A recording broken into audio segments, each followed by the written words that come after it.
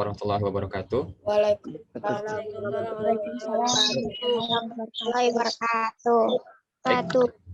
Coba Bintang, pimpin doanya Bintang. Dan saya Pak. Kenapa? Nggak apa-apa. Halo Pak. Malu.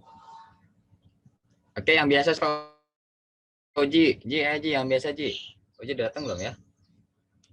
Oji. Ada Oji? Enggak ada Pak. Ada kayaknya. Siapa ya? Meli, mau Meli pimpin Meli?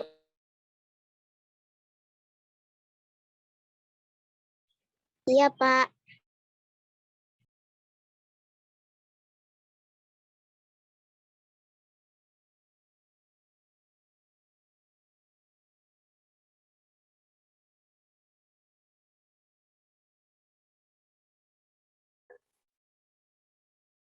Assalamualaikum Pak.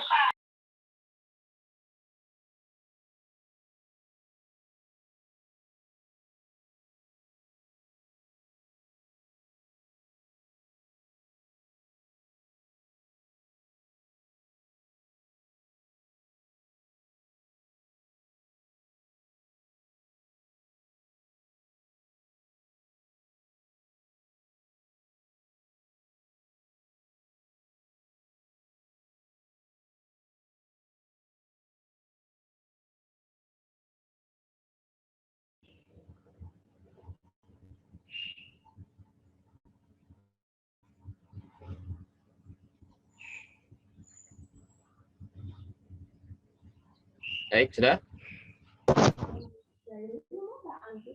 Ya.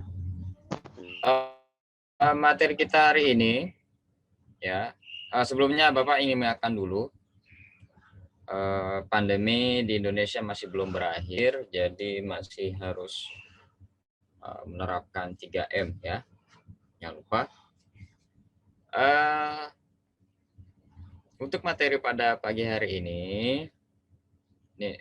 jaringannya agak buruk ya. Ya, ini hari pertama kita menjalankan PJJ pada bulan Ramadan ya. Hari kedua. Bapak harapkan semangat ya. Jangan sampai bulan Ramadan ini membuat kita jadi lemes gitu ya, seperti biasa aja. Baik. Bapak akan share dulu screen. Ya. Oke. Baik. Pelajaran kita pada pagi hari ini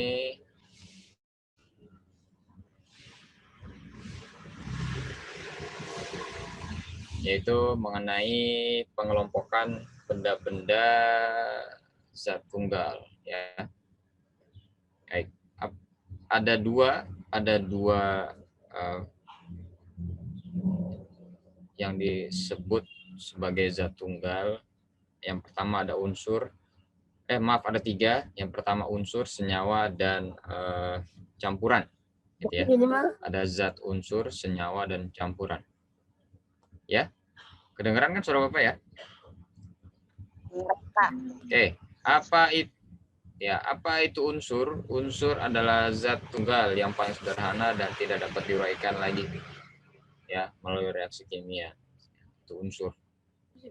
Di zat tunggal yang paling sederhana dan tidak dapat diuraikan lagi melalui reaksi kimia. Baik. Yang kedua nanti ada senyawa. Ya. Senyawa adalah zat tunggal yang dapat diuraikan kembali menjadi lebih sederhana melalui reaksi kimia. Kedua-duanya dipisah melalui reaksi kimia. Apa itu reaksi kimia? Nanti kita bahas ya. Kemudian yang ketiga ada disebut dengan campuran. Apa itu campuran? Campuran adalah suatu materi yang terdiri dari dua zat atau lebih dan masih mempunyai sifat asalnya. Oke. Bentar.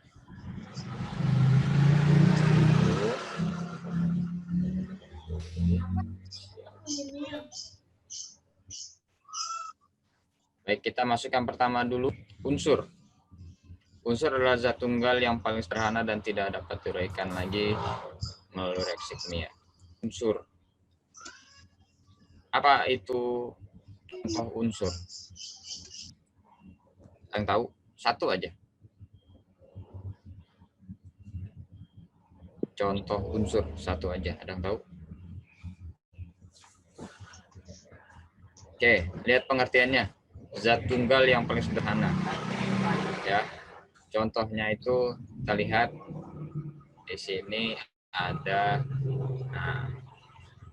ada karbon, ada hidrogen, ada nitrogen, ada oksigen, ada belerang atau sulfur, dan ada fosfor. Kita bisa lihat nih, ini contoh unsur dan di sini ada namanya ini apa? Kimianya ya, lambang kimianya. Nah, ini karbon, lambang kimianya C, hidrogen, lambang kimianya H, nitrogen, lambang kimianya N, oksigen, lambang kimianya O, belerang atau sulfur, lambang kimia S, fosfor, lambang kimianya P. Nah, ini contoh unsur nih. Ada karbon, hidrogen, nitrogen, oksigen. Dia satu kan ya, satu aja. Nah, namanya unsur itu satu. Satu. Oke. Kita lihat contoh senyawa. Nah, ini ada air. Apa lambang kimianya? Nah, ini H2O. Oke. Ini ada O-nya, ada oksigennya, gitu kan. Nah, kita lihat lagi pengertian dari senyawa tadi. Zat tunggal dapat diuraikan kembali menjadi lebih sederhana bereaksi kimia. Nah, yang dapat diuraikan kembali, air, contohnya H2O, kemudian gas karbon dioksida, lambangnya CO2, gas karbon monoksida CO, gitu ya. Gas nitrogen monoksida NO, gas amonia NH3, garam dapur NaCl, cuka, CH3COOH ya. Nah, ini semua ini contoh senyawa ya. Contoh senyawa. Kalau tadi unsur contohnya apa? Ya, ini contoh unsur tadi ya. Ini contoh unsur. Nah, karbon, hidrogen, nitrogen ini contoh unsur. Nah, ini contoh senyawa tadi ya. Sampai sini pertanyaan? Sebelum kita masuk ke contoh yang ketiga. Ya. Jadi nanti kalau ada pertanyaan apa karbon, ini contoh apa? Nah, berarti contoh unsur gitu ya. Kemudian air adalah contoh senyawa. Nanti biasa ada pertanyaan begitu tuh. Ya. Baik. Contoh campuran ini paling gampang ya. Contoh campuran ya. Kita lihat campuran. Apa itu campuran tadi? Campuran adalah suatu materi yang terdiri dari dua zat atau lebih dan masih mempunyai sifat asalnya atau aslinya. Sekali lagi, campuran suatu materi yang terdiri dari dua zat atau lebih dan masih mempunyai sifat asalnya. Nah, jadi gabungan dua zat atau lebih dan masih mempunyai sifat asal. Nah, sifat asal itu sifat dari benda itu sendiri ya. Digabung tapi masih mempunyai sifat benda masing-masing. Nah, contohnya apa di sini? Nah, udara. Oke. Kata udara, kemudian ada air laut, ada sirup, ada air kopi, ada tinta, ada kabut asap, ada soda, ada air susu, dan lain sebagainya. Ya. Kok campuran nih, semua terus campuran, kok bisa disebut gitu? Contoh sirup. Ini kan mau puasa, kan udah puasa nih. Ya. Nah, biasanya itu kalau buka puasa tuh ada sirup tuh, ya kan? Nah, sirup itu ternyata terdiri dari dua zat. Yang pertama air, ya. Yang kedua kedua itu biasanya gula. Nah, sirup itu bisa kita uraikan. Ya, sirup itu bisa kita uraikan. Malah ada 3 ya, ada pewarna ya, ada perasa. Nah, itu bisa kita uraikan. Di situ ada air, ada pewarna, ada gula, gitu ya, ada perasa. Gitu ya. Begitu juga air kopi. Air kopi, air dan kopi. Nah, itu 2 jenis tuh bisa kita uraikan. Air tersendiri, kopi itu tersendiri. Ya, kita bisa merasakan, oh rasanya kopi begini, gitu. Oh ternyata kita minum, berarti yang kita minum airnya, tapi ada rasa kopinya, gitu ya. Kopinya itu nggak hilang dan airnya itu juga nggak hilang, malah bergabung dia, gitu ya. Nah, ini contoh dari campuran. Ya. Dari ketiga unsur senyawa dan campuran, ini banyak kita jumpai ya. Banyak kita jumpai. Nah, ini contoh oksigen. Nah, kita sekarang bisa jumpain di luar rumah tuh banyak udara. Nah, itu berarti oksigen. Nah, itu contoh unsur gitu ya. Kita bisa menghirup oksigen, kita bisa bernafas, tumbuhan bisa bernafas, hewan bisa bernafas. Itu bagian dari unsur. Nah, itu ada di sekitar kita, ada gitu ya. Kita bisa merasakan. Kemudian senyawa, ada nggak di sekitar kita senyawa? Ada air gitu ya. Air kita bisa, air ada di sekitar kita. Nah, itu contoh senyawa. Gitu. Kemudian ada garam dapur. Nah, kita lihat garam dapur. Nah, itu contoh senyawa tuh. Itu ya, garam buat masak ibu kalian ya. Kemudian ada cuka. Ya, cuka itu rasanya asam. Nah, itu termasuk dari senyawa. Gitu ya. Dan itu ada juga di sekeliling kita ya. Di sekitar kita tuh ada. Dan campuran. Nah, campuran itu juga ada di sekeliling kita. Ada udara, kita bisa merasakan udara itu ya. Menghirup udara, kemudian bisa menghembuskan udara, kemudian air laut, kita masih bisa melihat air laut di sini ya, yang sering pergi ke pantai gitu ya, air laut, oh rasanya asin ya air lautnya, nah berarti itu contoh campuran. Ya, sirup juga, yang mau buka puasa biasanya pakai sirup gitu ya, bintang misalkan pakai sirup ya, dibuatkan oleh ibunya, nah itu contoh campuran. Kemudian ayahnya minum kopi, nah ketika ayahnya minum kopi, kamu perhatikan, oh ini kopi ya warna hitam, kemudian kopi sekarang nggak ada warna coklat, oh berarti dia termasuk contoh campuran ya gitu. Nah, kemudian ada tinta itu ya, tinta pulpen nih, tinta pulpen atau tinta spidol, nah, itu termasuk contoh campuran juga ya. Kemudian kalau seandainya kabut asap, nah, contoh kabut asap itu apa, misalkan kabut dari di pegunungan, atau kendaraan gitu ya, atau mungkin kabut dari pabrik-pabrik gitu ya, nah itu berarti contoh campuran gitu ya. Nah tapi ada yang nggak bagusnya nih dari contoh tadi ya, kabut asap kendaraan. Kenapa nggak bagus? Kenapa?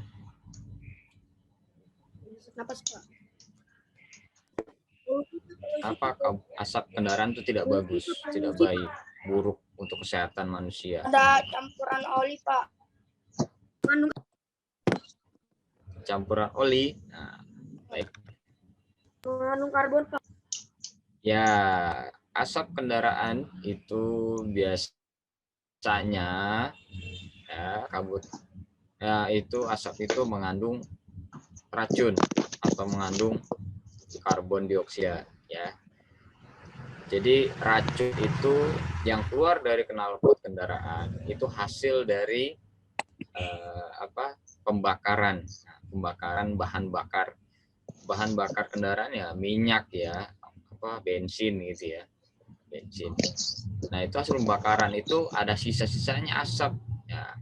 Asapnya itu biasanya itu nggak bagus, yang namanya asap yang keluar dari knalpot tuh nggak bagus karena ada sisa gitu ya, namanya sisa itu ya, kotoran gitu ya, apalagi yang knalpotnya asapnya berwarna hitam pekat gitu ya, kayak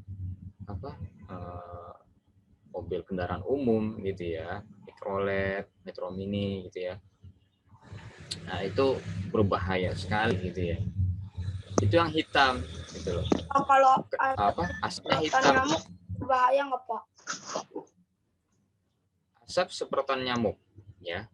Kita lihat dulu, ya, semprotan nyamuk itu untuk membunuh serangga, gitu ya, racun serangga. Nah, berarti di semprotan nyamuk itu mengandung racun, ya, ada zat yang untuk membunuh, gitu ya. Nah, itu kalau terkena manusia disemprot secara langsung itu jelas berbahaya, gitu. Jelas itu berbahaya. Apalagi disengajain disemprot ke muka, gitu ya, so nggak boleh, ya. Itu bisa mengakibatkan banyak sekali ya, kebutaan, mata buta, terus nafas, gitu ya, keracunan, ya, itu nggak boleh. Jadi bagi kalian yang memakai itu semprotan serangga, hati-hati dalam menggunakannya ya. Apalagi kalau racun serangga masuk ke perut kita, kemakan gitu ya, racun serangga itu bisa membunuh, gitu ya, membunuh manusia. Itu jadi hati-hati. Kemudian kalau habis nyemprot atau habis megang racun serangga itu langsung cuci tangan, ya. Jadi ini habis nyemprot, langsung makan. Nah, itu takutnya ada sisa-sisa di tangan kalian, gitu ya. Makanya cuci tangan dulu, gitu ya. Oke, kemudian asap kendaraan lagi. Nah, asap kendaraan lagi yang paling berbahaya itu ternyata yang berwarna putih. Jadi kalau kalian melihat kendaraan, gitu ya, itu ada asapnya bukan yang hitam tapi putih, ngebul tapi putih. Nah, itu malah yang paling bahaya. Asap kendaraan yang berwarna putih. Karena yang berwarna putih itu tingkat racunnya lebih tinggi ya ketimbang asap yang berwarna hitam. Makanya kalau kalian lihat di cerobong pabrik-pabrik itu asapnya warna putih. Nah, itu berarti itu racunnya banyak sekali itu, ya. Jadi jangan sampai terhirup gitu ya. Nah, baik. Ada unsur, senyawa dan campuran termasuk dalam unsur-unsur. Nah, sekarang kita juga ngebahas masalah unsur. Siapa yang ingat kemarin tentang iklan? Nah, kita kemarin ngebahas iklan, Zoom kita ya. Iklan. Baik. Iklan digunakan agar orang tertarik untuk apa? Membeli, Pak. Siapa yang tahu kemarin? Buat Baik. Iklan digunakan agar orang tertarik untuk membeli produk tersebut. Biasanya iklan itu berbentuk apa saja? Iklan apa ya? Kolom dan baris, Pak. Ya, kolom dan baris. Ya, bentuk iklan ada yang kolom dan baris. Ya, ada masih ingat berarti ya, kolom dan baris. Nah, kalau tulisan doang gitu, nggak ada gambar, tulisannya aja, itu termasuk iklan atau baris ya? Baris, Pak, baris. Iklan kolom atau baris? Baris. Baris. Ya, kalau ada gambarnya terus ada tulisannya itu termasuk kolom atau baris? Kolom, Pak. Kolom. Berarti masih ingat ya. Nah, kita masuk ke bahasa yang digunakan dalam iklan. Nah, bahasanya. Oke. Bahasanya bagaimana? Tadi Bintang sudah menyebutkan.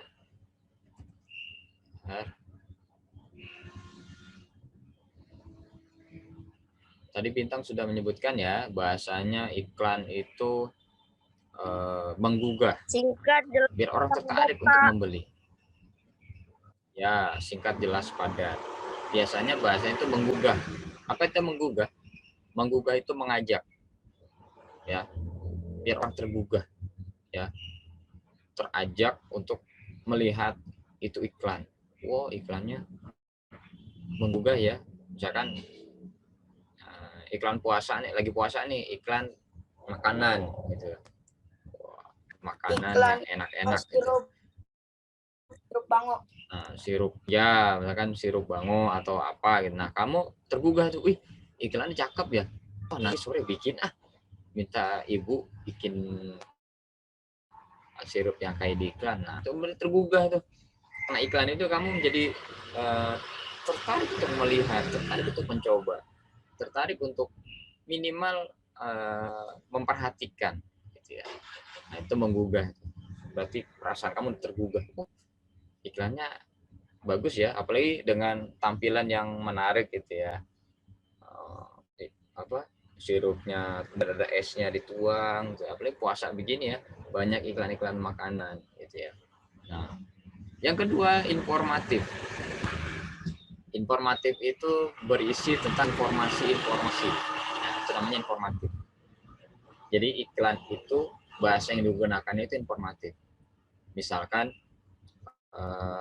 iklan Milo, susu Milo gitu ya. Yang minum susu Milo ya, itu lihat iklannya itu mengandung mengandung vitamin, zat besi segala macam. Ini informatif tuh, informasi. Oh, ternyata di susu itu ada zat besinya, ada kalsiumnya, gitu, ada vitamin, ada mineral, gitu. Informatif. Jadi kamu tahu yang kamu makan itu isinya apa aja, gitu loh. Jangan sampai yang kamu makan tuh kamu nggak tahu nih apa nih manfaatnya, apa nih isinya nih makanan. Asal makan aja, gitu ya. Nah, itu kamu harus perhatikan iklan dulu, gitu ya. Nah, kemudian menarik, bahasa yang digunakan itu menarik, ya. Misalkan bahasanya itu sebelum apa, buatlah sajian ini untuk berbuka puasa nanti. Nah, itu kan menarik tuh, nanti ya. Selain dingin dan disajikan dengan buah-buahan yang segar, kan menarik tuh. Dingin ada buah-buahan, nanti kita beli apa produk ini gitu buat nanti sore, bukan enak tuh buat ntar buka puasa gitu. Nah, kan menarik tuh bahasa yang digunakannya gitu kan. Jangan sampai bahasanya datar gitu kan. Ya, tolong dibeli gitu. Kalau tidak dibeli nanti ketinggalan gitu. Sampai kelewatan, kan datar tuh bahasanya tuh ya. Orang nggak menarik bahasanya begini gitu ya. Bahasanya menarik gitu ya. Kemudian kalimat yang digunakan harus mengedepankan bagian-bagian penting dalam iklan. Ya, bagian-bagian penting. Jadi iklan itu harus berisi bagian-bagian yang penting, ya. Contohnya apa, Ji? Ji. Contohnya apa, Uji? Ya, kalimat yang digunakan harus mengedepankan bagian-bagian penting dalam iklan. Contohnya gimana, Ji?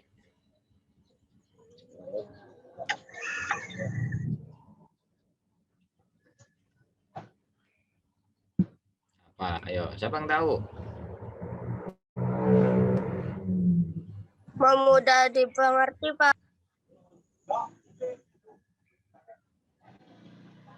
Kalimat yang digunakan harus mengedepankan bagian-bagian penting dalam iklan. Nah, contohnya tadi udah itu.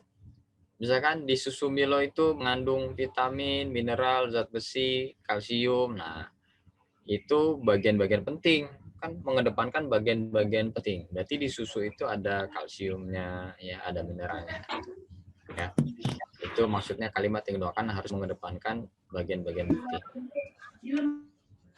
Baik, kita materi pada pagi hari ini kita cukup dua saja, yaitu benda-benda tunggal dan bahasa dalam iklan. Sampai sini pertanyaan? Dan pertanyaan sampai sini?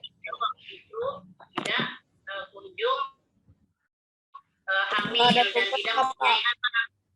sudah terlalu tua. Nggak ada.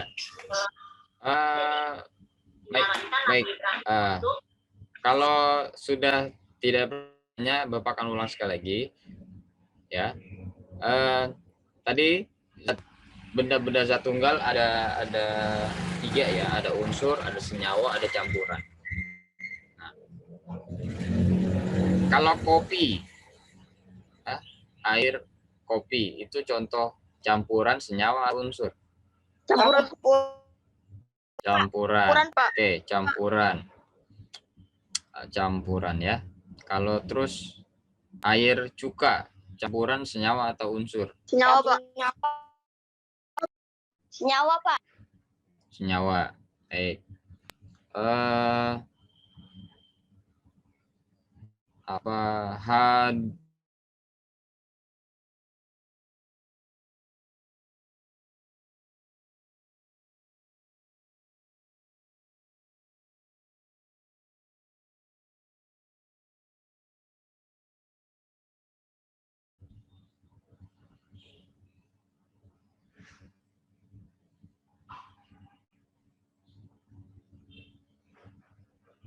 siapa yang tahu?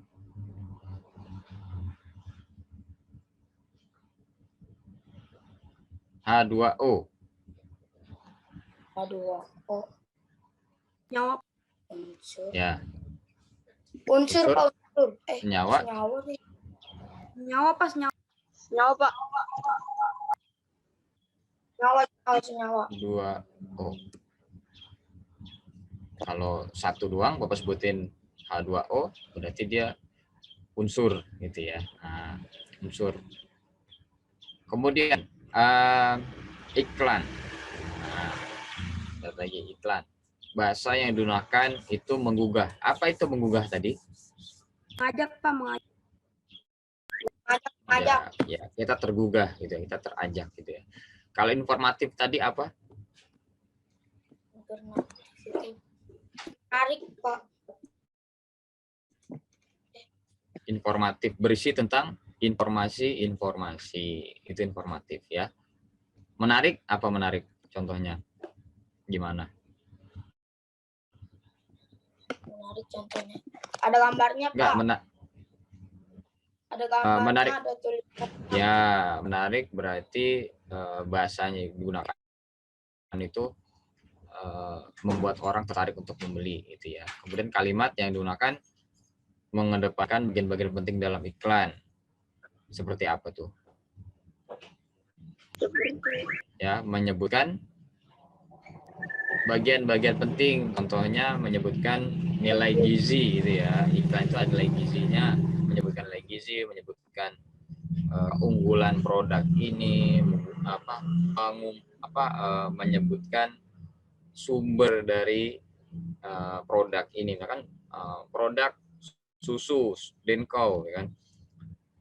Susu ini diproduksi dari sapi yang dikembangbiakan di pegunungan. Nah, misalkan itu kan bagian-bagian penting. Oh, berarti susu ini dari sapi di gunung ya, gitu. Nah, seperti itu ya. Jadi orang lebih tertarik untuk membeli. Nah, baik.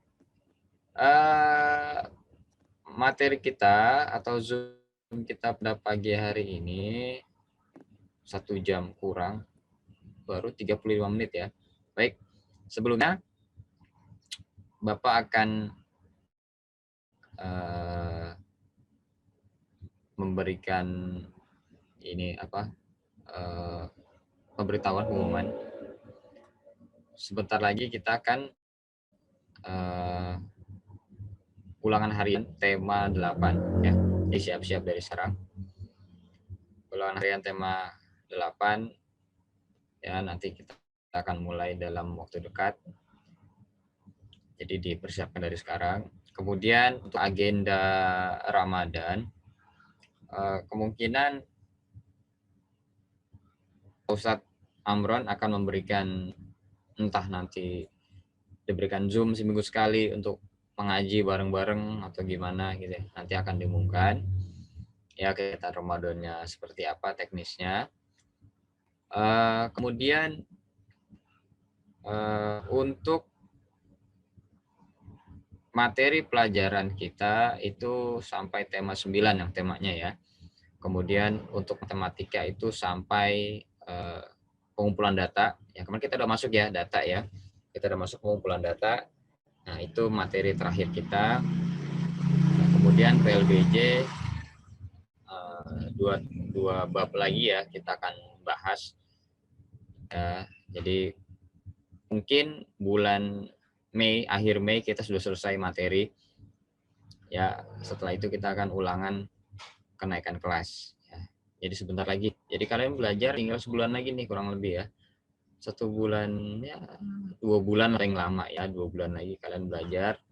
Setelah itu ujian kenaikan kelas. Jadi Bapak minta belajar dengan sungguh-sungguh dari rumah ya, walaupun tidak di sekolah, tapi belajar dari rumah mandiri sendiri, kumpulkan informasi. Sekarang sudah canggih ya, dari laptop, dari handphone kita bisa melihat materi-materi yang kalian mungkin belum paham ya, bisa ada di situ. Kemudian untuk nah ini untuk persiapan yang punya uang atau punya tabungan, disisihkan untuk membeli laptop, atau yang sudah punya laptop mungkin ya, sudah punya laptop ya, karena nanti kelas 6 untuk ujiannya itu menggunakan laptop. Seandainya kita masih pandemi seperti ini,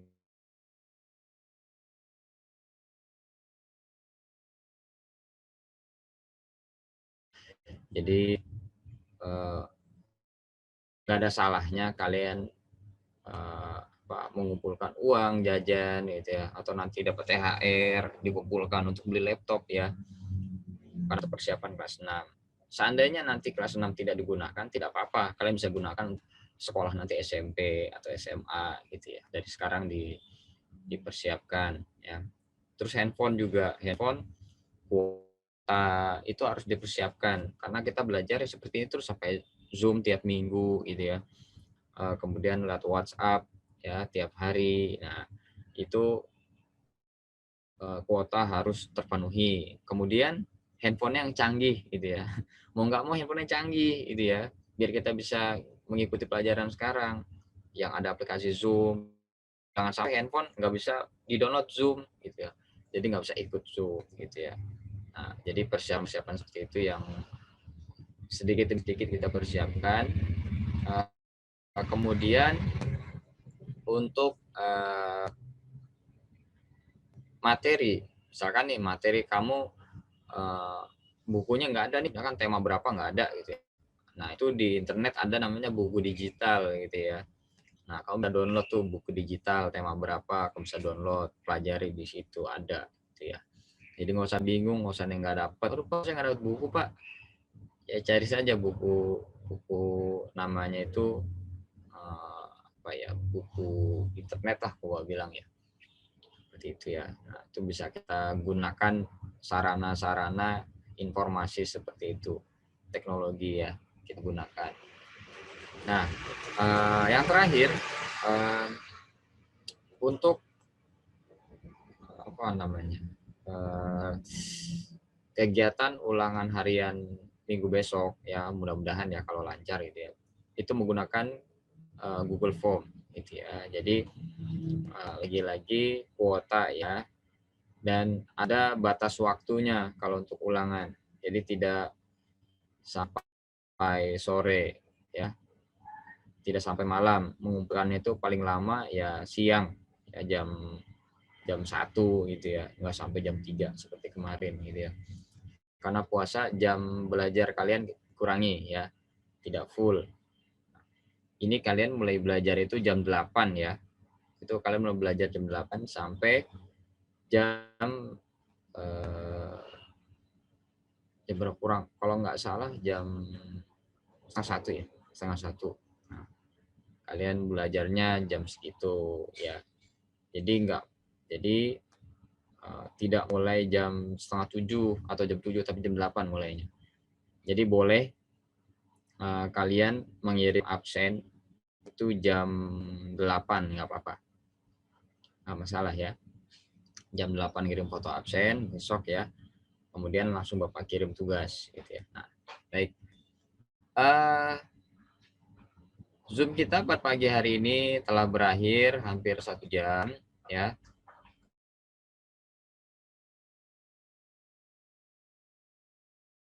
Jadi sudah berakhir Zoom kita, dan Bapak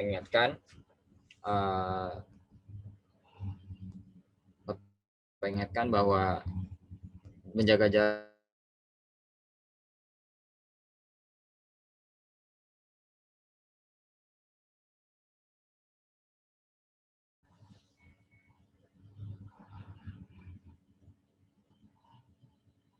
tidak boleh ada kerumunan ya, tidak boleh buka puasa di luar gitu ya. Nah, Itu aja pemerintah, buka, belajar, sahur dari rumah, tidak ada yang keluar-keluar. Nah, baik, itu saja yang dapat saya sampaikan. Ya, ada apa, Atta? Ada tugas tidak? Raise hand. Ya, nanti tugas Bapak berikan ya, lewat WhatsApp ya. Nanti tugas Bapak berikan lewat WhatsApp. Tunggu aja, mungkin jam 9 akan Bapak berikan tugasnya. Ya, nanti biasa difoto gitu ya. Nanti Bapak kirimkan nilainya. Baik. Kemudian nanti akan ada tugas pramuka ya. Siang jam 10 akan Bapak berikan tugas pramukanya. Baik. Selesai sudah Zoom kita pada pagi hari ini. Mudah-mudahan kalian sehat walafiat, selalu dalam lindungan Allah Subhanahu wa taala. Dan dilancarkan puasanya ya sampai 30 hari nanti, sampai sebulan nanti kita menyambut bulan Ramadan sampai dengan Ramadhan.